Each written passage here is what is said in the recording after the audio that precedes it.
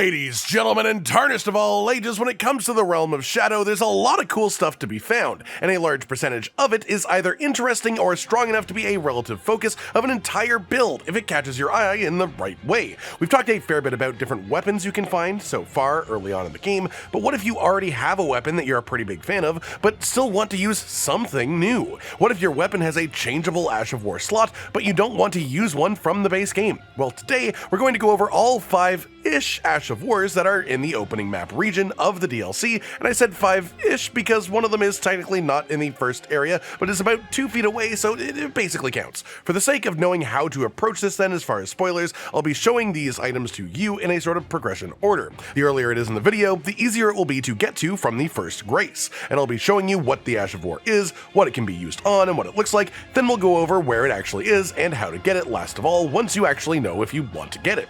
First up today then, we have Savage Lion's Claw, and honestly this is essentially the cooler Daniel meme, but with Lion's Claw. Press the Ash of War button and you just do regular Lion's Claw. Press the Ash of War button a second time and you do a follow-up secondary flip attack that has 2 separate instances of damage in it as well. One on the upswing and one on the down. If you like going for a gut style build from Berserk, this is definitely just going to fit perfectly for you, and it is an awesome Ash of War for any heavy weapons that you may be using. As far as how to actually get this one then, it is available super early on. From the first site of grace of the DLC, simply head along the main path north until you reach the 3-path cross site of grace. From here, I'll show you where to go a bit more specifically, but simply you want to hug the wall on the western side of the grace and progress north until you eventually reach a small abandoned camp here on your map, and the cooking setup that you'll find here will have this Ash of War just sitting on the ground beside it. Second then, we have Blinkbolt, a brand new mobility Ash of War. This can be applied to any melee weapon, and it is essentially a short-range teleport that turns you into lightning. Does some damage, though it's also worth noting it does not scale with my current stats, so this isn't representative of its proper damage, but it also has a little bit of flinch value on it, which is great too. Probably more than enough to catch people off with in PvP especially, and honestly even more so because the attack does actually have iframes in it. In the animation, you start by lowering yourself into a stance, then you do the actual charge forwards. Once your shoulder is lowered in the animation, you have a brief window of invulnerability where attacks will just phase through you without doing damage. So you essentially do actually physically turn into lightning, as far as the game is concerned, for a very short amount of time, which is just really cool. As far as actually getting this Ash of War, then it is in the Fog Rift Catacombs. To get there from the starting site of grace of the DLC, follow the main path north across the bridge to the castle front site of grace right here. Then you want to head northwest through the little valley filled with soldiers into the graveyard forest. Progress to its northern tip and you will find the entrance to the catacombs. And once inside, the path is a little bit long. This is not the main reward of the catacombs, so you can't just follow it forward blindly, but it's a more hidden reward for trying something a bit funky. So I'll just let you watch the full run in the path so you know exactly where to go to grab it.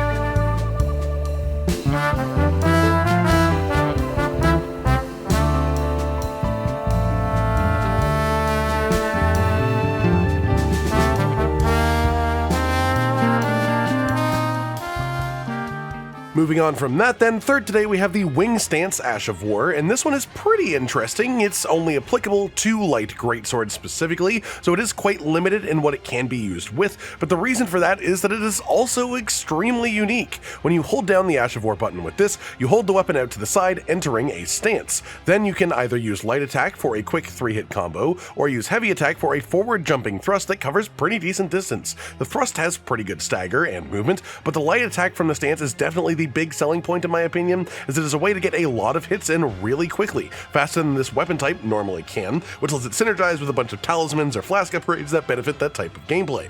To get this one for yourself then, there's a little bit of a trek to get it, but no required bosses or anything like that. This here is the closest site of grace to the Ash of War. The path to get to this site of grace from the first grace of the DLC is this. Simply head north along the main path until you reach the giant bridge. Cross this and you'll be in front of Castle Ensis. Progress through the castle until you reach the site of grace in front of a gate. This is quite easy to get to, but for the sake of the full path it gets a bit more confusing from here, so we'll show you how to get to the next grace from here as directly as possible, and we'll just let that play out.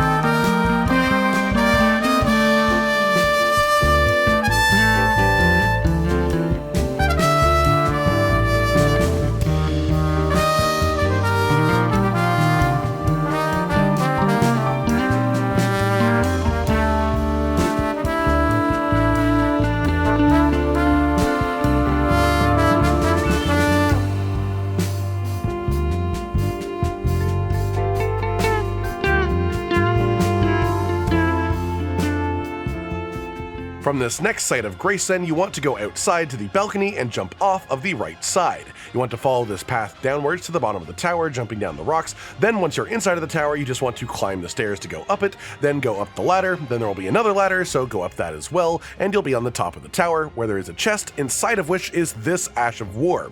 Fourth up then we have Shriek of Sorrow, usable on all melee weapons, and this is essentially a buffing Ash of War.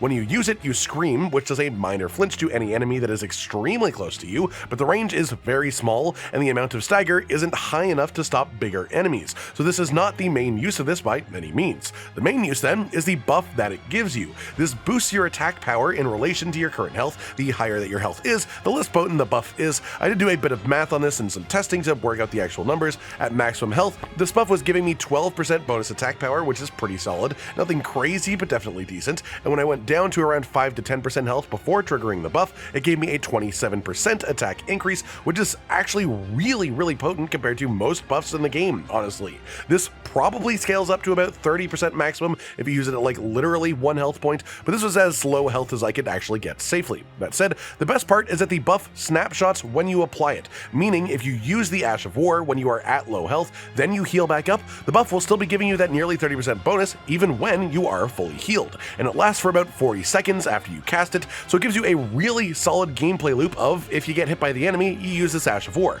then you want to heal, and then you'll start doing way more damage for a bit of time afterwards, so it's honestly pretty strong for how easy it is to find. As for actually getting it then, this one is inside of the first legacy dungeon, Ballarat Tower, but there's no bosses required before you can actually get it. From the small private altar site of grace inside of this area, simply head out and up these stairs and then take a right turn. Follow this to the end of the path and you'll see an open courtyard with a big tree in it. Wrap around behind the tree and you'll find this Ash of War waiting on the ground in front of it. Finally then, today we have the aspect of the Crucible wings. This is something that we've all wanted for ages but thought it would be an incantation probably to match the others, but instead it is an Ash of War and it is honestly absolutely sick. It is applicable to all swords and polearms aside from, pointy colossal weapons, and while with a sword or a spear or a halberd, it just does a nice satisfying lunge forward attack after flying up into the air. I'm not building for this in any way really, aside from just having the correct scaling stat. It is doing really solid damage, but the real secret sauce with this one is that it has a special unique animation when used with twin blades specifically, which is a spinning forward charge like goddamn Palpatine that does a sheerly staggering number of hits in a short period of time. It does great damage on its own, and obviously you compare this with any of the talismans or flask buffs that boost damage after successive hits, and with even just a part of that on, I don't have anywhere near close to all of it. I hit nearly 5k in one attack to this random Hammer Knight, so it really is just genuinely potent when used with pole blades specifically. As far as how to get this one then, this is a bit of a trek with an honestly quite easy boss at the end of it. Starting from the very first site of grace of the expansion, you want to head north along the main road and cross the giant bridge. Then you want to take a right turn on the path and head right here to where I have marked on the map as descend. When you get here, you'll find that you can jump down on a number of rocky platforms below you safely without dying, and if you follow these to the bottom, you'll be in a bit of a poison swamp type area. From here, you simply want to ride forwards while staying with this cliff wall on your left like so, and you will eventually find a trapped spirit spring.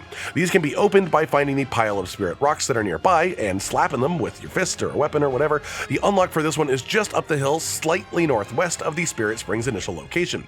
Once it is open, simply jump up and then use the second spirit spring as well on the next level, and you will find yourself in the back entrance to the Fort of Reprimand. This also counts as a way to get into the second region of the map without combat, which is neat to have, but for this specific Ash of War, you want a boss that is directly in this fort. From the site of grace, head forwards and jump off of this roof to the bridge, and you can go around if you fall. The door immediately on your left, though, leads to the boss that drops this Ash of War when you kill it. And that just about does it then, everyone. The 5 new Ashes of War that you can find and grab for yourself within the first region of the DLC. Though one of them is technically essentially bordering into another region, yes, but it is definitely one that I wanted to show that you can get as early as hell, because it is not only exceptionally cool, but also really strong too. I hope you've enjoyed all of these then, and maybe you've even found something here that you want to properly use yourself throughout the expansion. Like if you liked the video, subscribe to the notification bell for more, and most importantly, ladies and gentlemen, until next time, stay sweet. Josh, Cotton, and Hollow with the videos, dropping the humor like a hammer on your tippy toes, bringing entertainment on a daily arrangement to take our insanity and turn it into entertainment. Yes, I said entertainment twice, to reiterate that it is nice to look into your faces on a mostly daily basis when you let us in your homes to make the whole world a stage. Goodbye.